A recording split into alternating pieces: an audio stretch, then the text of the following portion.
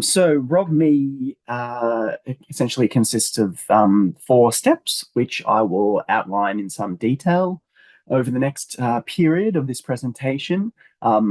Just as a heads up, the first three steps are things that one would do at least once, just once for their systematic review, whereas the final step would be done on a per meta-analysis basis. So consider these first three steps as preliminary information gathering exercises that feed into the final step of conducting the risk of bias assessment. Um, so the first step essentially involves deciding which meta-analyses you want to actually assess for risk of bias. We know that systematic reviews vary in terms of the number of meta-analyses that are able to be performed. Some only do one, some do more than 20.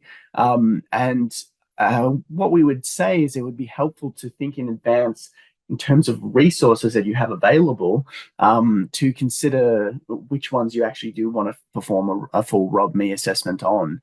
What we would advise is that you would strive to assess the meta-analyses of outcomes that are most important for decision making. So those that would typically appear in your summary of findings tables. After deciding which meta-analyses you want to assess for risk of bias, one then needs to specify the PICO for each of these meta-analyses and record the type of results that are eligible for inclusion.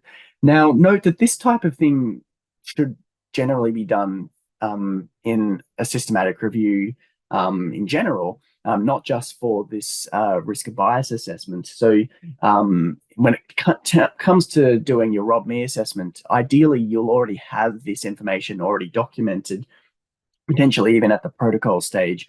But it's helpful to essentially record the information on page one of the tool to help you focus on what types of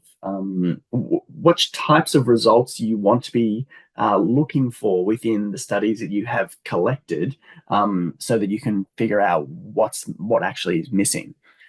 So after defining this information, the next step involves assembling various sources of information about each study that has met the inclusion criteria of the review.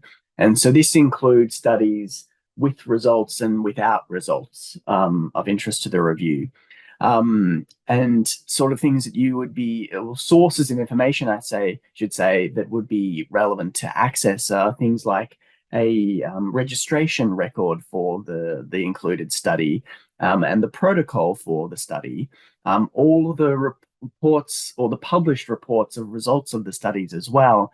And depending on the field you're working in and how much resources you have available, you might decide to go quite far and look at detailed clinical study reports and other regulatory documents, which might provide more information about a trial than can be provided in a journal article. And you also might be contacting authors for to ask them to provide results that have not been reported in journal articles. And again, this is a step that would apply and inform various stages of the systematic review. It's not necessarily a new thing that we'd be encouraging people to do. But once you've collated all this information, what it would be useful to do is for each of their studies that you find to compare the information about the outcomes that were measured with results that are available, and then record whether a result of interest is available for each of the study that meets the inclusion criteria for your review. And if it's not available, if you find a study that is missing certain results that you were interested in including in your review, take a step back and consider why might that be the case. Is the reason for the missing result likely to be because of the nature of the results themselves, such as statistical non-significant or significance, or having an unfavorable direction of effect, or is it due to some innocuous reason? Now, those of you who have used the original Cochrane risk of bias tool, this step is likely to be familiar to you because this is the sort of things that were recommended to authors when they were assessing the selective reporting domain in the Cochrane risk bias tool. So really just getting you to continue following that process of comparing what was pre-specified with what was actually reported. And we include in the guidance for ROB-Me a number of different scenarios that might raise your suspicion that missingness of results is likely to be the nature of the results themselves. And so you might be reasonable to suspect selective non-reporting of results if you identify that an outcome was pre-specified in a protocol or a registry entry, yet no results available, and there's no explanation provided for its absence. Even in cases where you don't have access to a protocol or a registration entry, it's worthwhile considering whether the outcome is almost certain to have been actually measured by the trials because, for example, it's just considered within the field as something that's so routinely and vitally important to record, or it might be considered as part of a core outcome set, but there are no results available. That, again, might raise your suspicion. Or you might consider whether there's documented conflicts of interest of the authors that might have led them to withhold unfavorable results that you're interested in having access to. Whereas on the other hand, what we're not trying to say with the ROB-Me tool is that all instances of non-reported or missing results should be demonized and considered suspicious, because there could be other reasons that are more innocuous as to why certain results might be missing. One of them might be the case that the outcome simply was just not measured. So you were able to see within, by looking at the protocol or the analysis plan, that there was never an intention to collect data on that particular outcome. Or considering the time in which and place in which the trial was done, you might make a reasonable judgment that the instrument or equipment needed to measure it was not really available at that time. Therefore, there was no chance to provide data on that particular outcome. Or the trialists themselves might inform you that they collected data on the outcome, but didn't actually chose not to even analyze it because there was either a fault in the measurement instrument or substantial amounts of missing data. So all of these things would, I guess, lower your suspicion of selective non-reporting of results.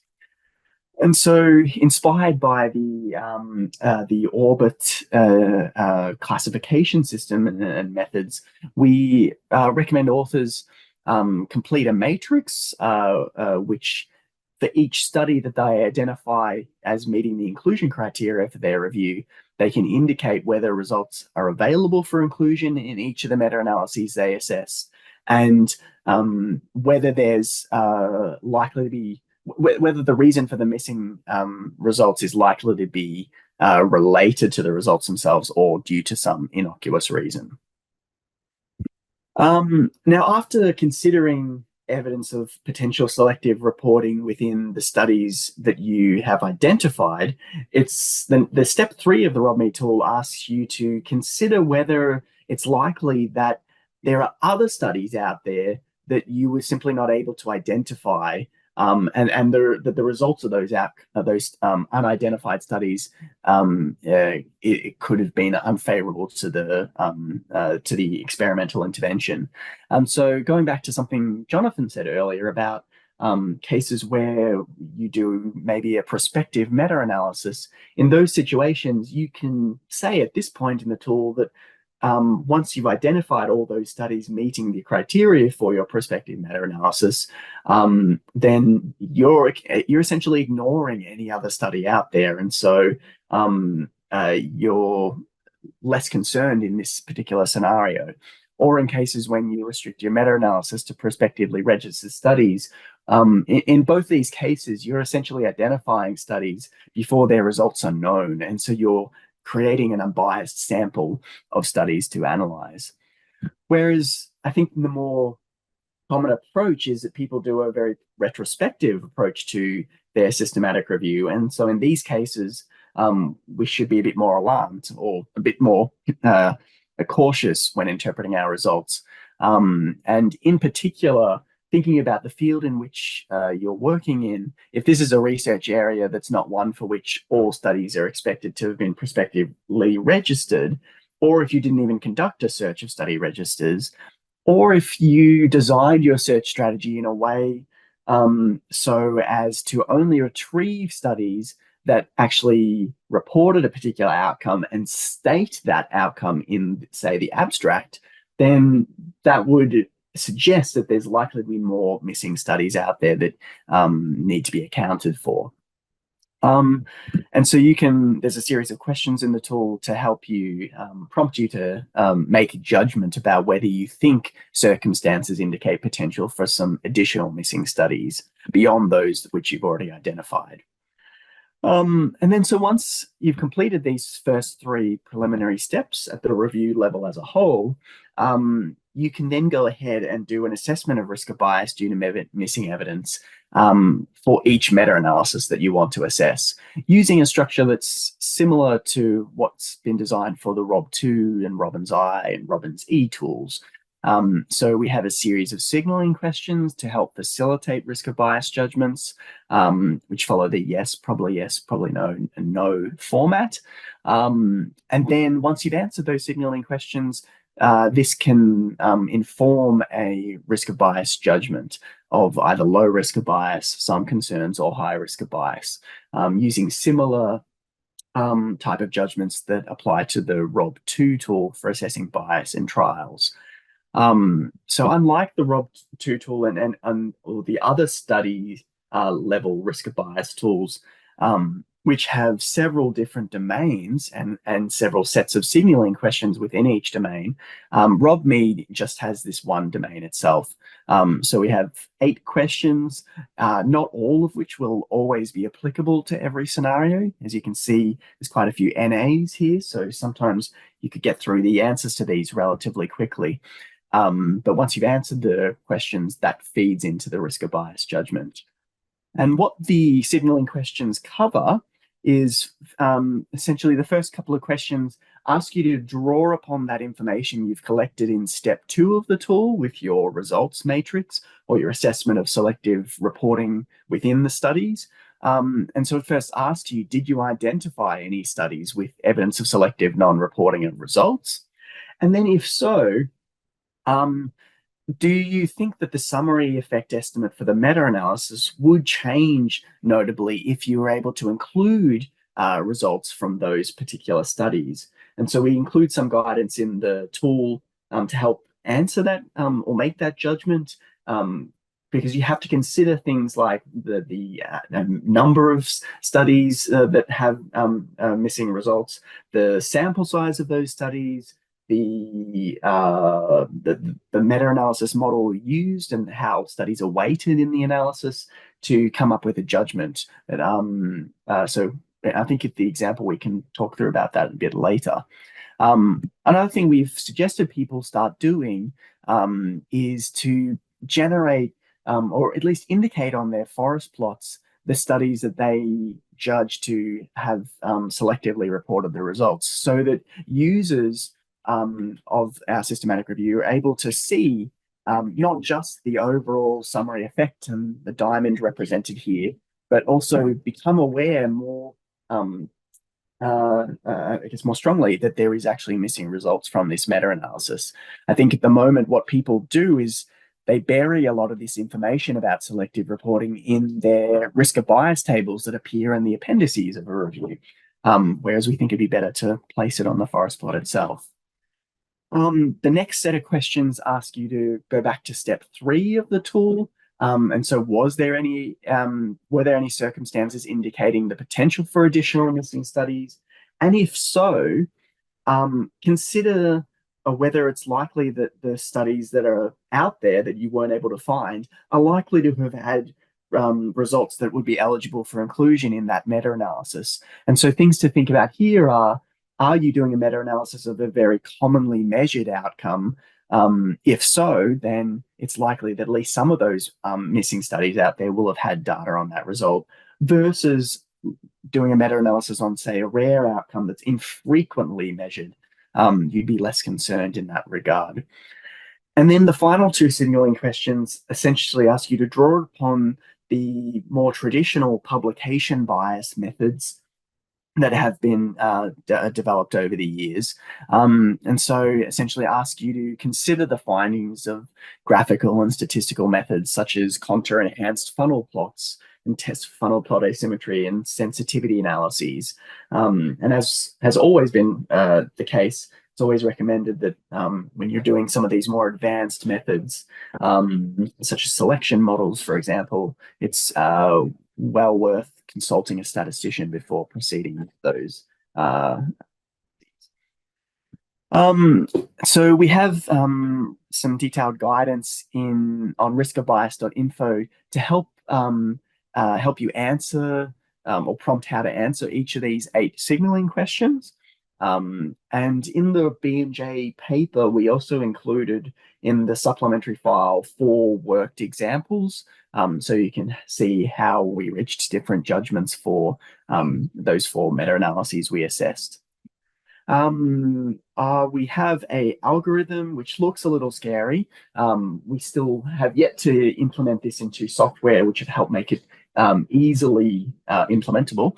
But essentially, this shows how a mapping of the responses to the signaling questions map onto different risk of bias judgments. And as you can see, with the 8 signaling questions, there's various different ways in which you can get to different judgments. But just as a simple summary, essentially Rob Mee is asking you to consider these various approaches to detect evidence of non-reporting bias to reach your overall judgment. And so, for example, if we're in a scenario where selective non-reporting of results was not detected in any of the studies you identified, but you ran a search strategy that was designed to retrieve studies only if they reported a particular outcome, or if you generated a contour-enhanced funnel plot that suggests the meta-analysis is likely to be missing studies that were systematically different from those observed, then this would prompt or guide you to an overall judgment of high risk of bias.